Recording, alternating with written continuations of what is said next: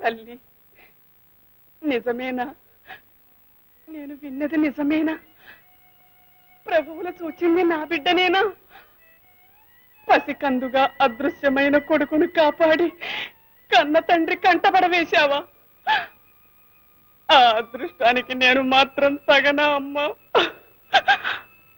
అమ్మా అన్న బిడ్డ పిలుపులో పరవశించే భాగ్యం నాకు లేదా?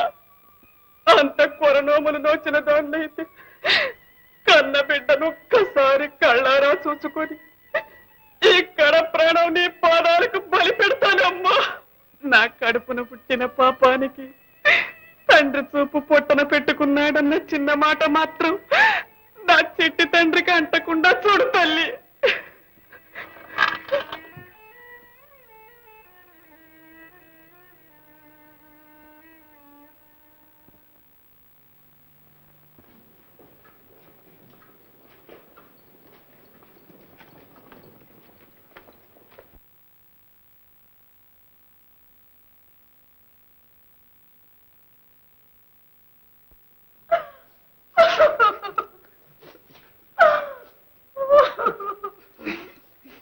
అమ్మరు, మీరు ఎంతగా సోకించిన అయ్యకు పోయిన చూపు రాదు.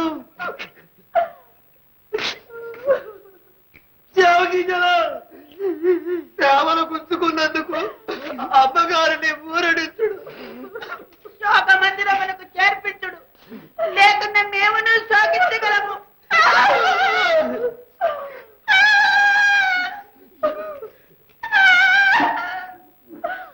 అదిగో అదిగో మందులయ్యలు.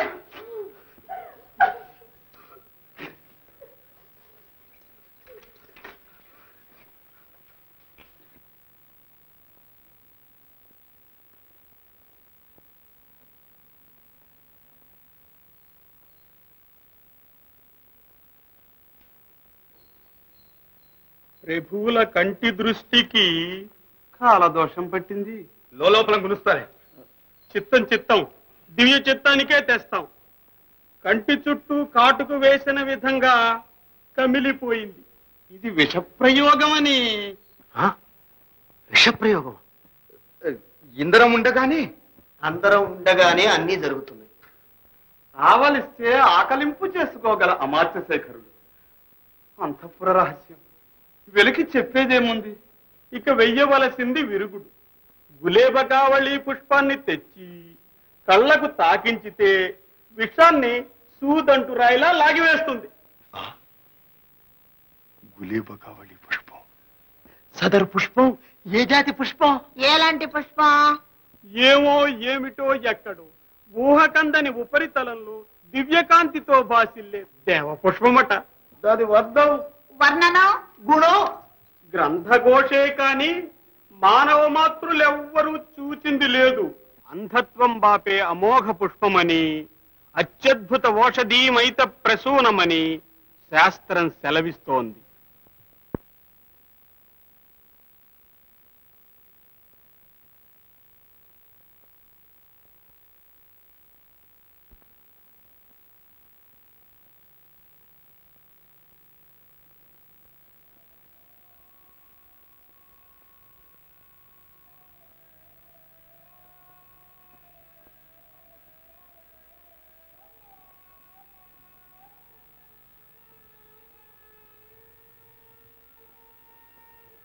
అమ్మా,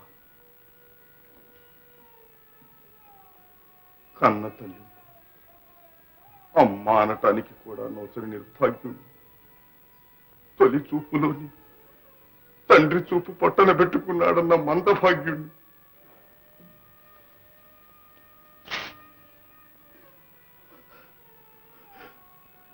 నీ పాదాలంటటానికి కూడా తగనేమో అమ్మా. నింద తొలగించుకునే అదృష్టమే ఉంది. ఆ గులేబ కావలి పుష్పం తెచ్చి నాన్నకు చూపివ్వగలిగానా? నీ కడుపున పుట్టిన రుణం తీర్చుకుంటాను. లేదా నా అన్న వాళ్లకు నోసిన అదృష్టహీనుణ్ణి. నన్ను గురించి ఆలోచించే వాళ్లే లేకుండా అంతరించిపోతానమ్మా.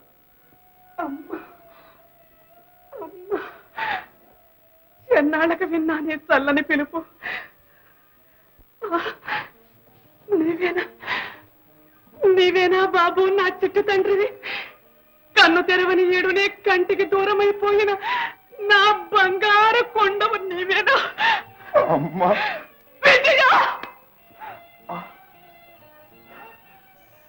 నా పేరు విజయుడా అమ్మా? ఎల్లప్పుడూ విజయమే నీ వెన్నంటి ఉండాలని ఆ పేరుతోనే నిన్ను పిలుచుకుందామనుకున్నాను. కాని ఆ ముచ్చటే నాకు దక్కలేదు నాయన. అమ్మా అమ్మా, నీవనుకున్నది నా కృషితో సాధిస్తానమ్మా. నీ దీవెన, ఆ దేవి పాలనతో విజయుడనే వస్తాను. ఆశీర్వదించి పంపమ్మా. ఏమని ఆశీర్వదించండి నాయన? మోడువారి మృతప్రాయంగా ఉన్న జీవితం మీద అమృతం చిలికి అంతలోనే అదృశ్యమైపోతావా తండ్రి? అమ్మా, ఈ నిర్భాగ్యురాలి కడుపున పుట్టినందుకు అడుగడుగునా నీకు కష్టాలే నాయన. ఏమైనా నిన్నాపను, ఏ నింద నీకు రానివ్వను.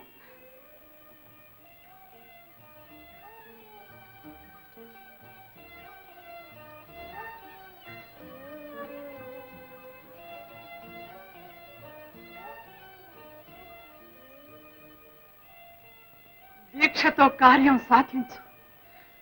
ఈ తల్లి కటాక్షమే నీకు రక్ష. వీరకుమారుడివై విజయలక్ష్మితో వచ్చి నన్ను ధరించు. కళ్యాణమస్తు.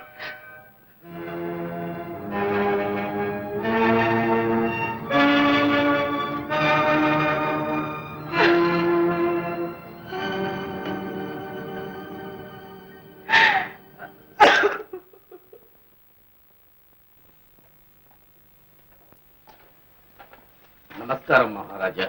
ఎవరు? సేనాని ప్రభు. చూచారా, సర్వేంద్రియాణం నయనం ప్రధానమని అందుకే అన్నారు.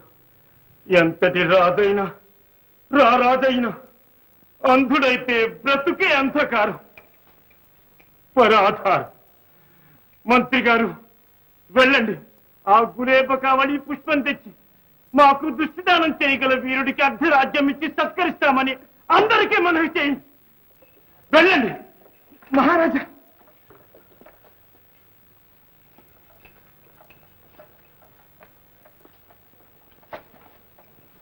పోయిన చూపు మళ్ళీ వస్తే ఇంత సేనా సిబ్బంది అప్పగించలేని ఆ వీరకుమారుణ్ణి నేనే వెతికి తెచ్చుకుంటాను. అంత అదృష్టమే ఉండి అతడే నా బిడ్డడైతే ఈ రాజ్యభారం అప్పగించి నా బాధ్యత తీర్చుకుంటాను. మా బాధ్యత మేము తీర్చుకుంటాం. నాన్నగారు ఆజ్ఞ. మాకు మీ అనుజ్ఞ. చూపిస్తాం మా ప్రజ్ఞ. ముగ్గురు పుత్రులు, ఆ ముష్టి పువ్వు మేమే తెస్తాం. అర్ధరాజ్యం మేమే అట్టి పెట్టుకుంటాం. అయ్యో అయ్యో, ఏమిటి విడ్డూరం? తమ్ముడు, వారికి చూపు లేకపోతే నువ్వు చూస్తూ ఊరుకుంటావా? నీడ పట్టున పెరిగిన నాయన్ను నీళ్లు నవలడం అన్నా ఎరుగరే. ఎక్కడుందని వెళ్తారు, ఎలా వెళ్తారు? నీ బిడ్డలు సామాన్యులా అక్క? చవటలల్లే కూర్చోడానికి వీరకుమారుడు,